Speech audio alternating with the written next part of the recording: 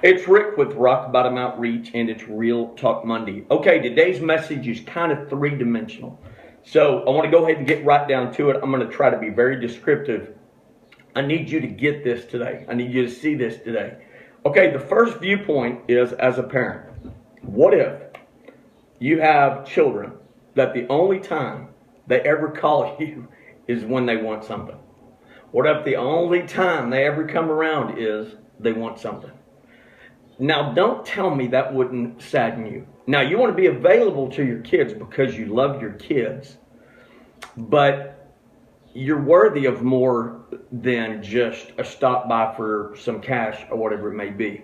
You would love more than anything to spend some quality time with your kids because you do love to help them, but on the inside, you desire more.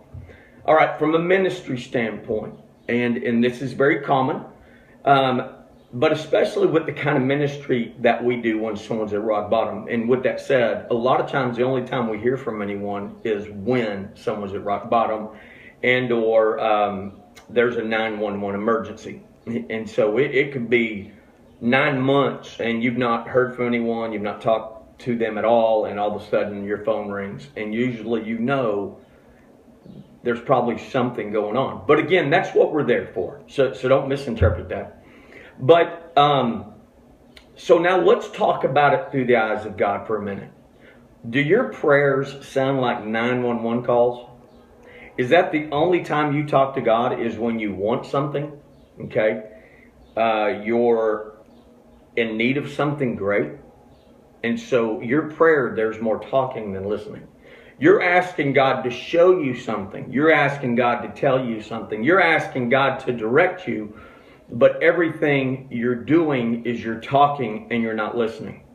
Now, people believe a lot of times to say, man, I want to get my life on track again. I'm going to go to church, or I'm going to start going to church. That's a great place to start. Do not get me wrong. But a relationship with Christ is more than 1 hour out of 7 days in a building. You may say, Rick, I don't have time, dude. I work. Time out. Then you don't understand what a relationship with Christ even looks like, because that starts in the morning. That can start while you're in the shower. It can start from being in the car. Now let's go to Romans real quick, chapter 10, verse 17.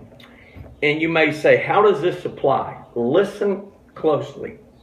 Consequently, faith comes from hearing the message. And the message is heard through the word of Christ. Key word. Faith comes from what? Hearing the message. Okay, so that's true. You can go to church and you can hear a message. Okay? But it's a little deeper than that. And it said the message is heard through what? The Word of God.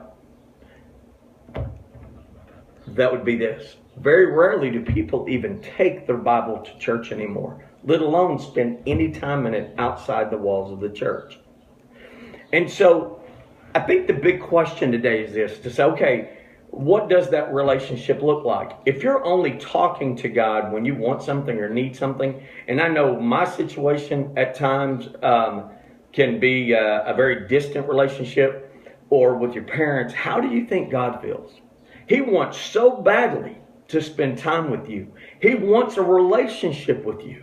And he does hear your prayers, but that's the only time you pray is when you're at rock bottom or you want something.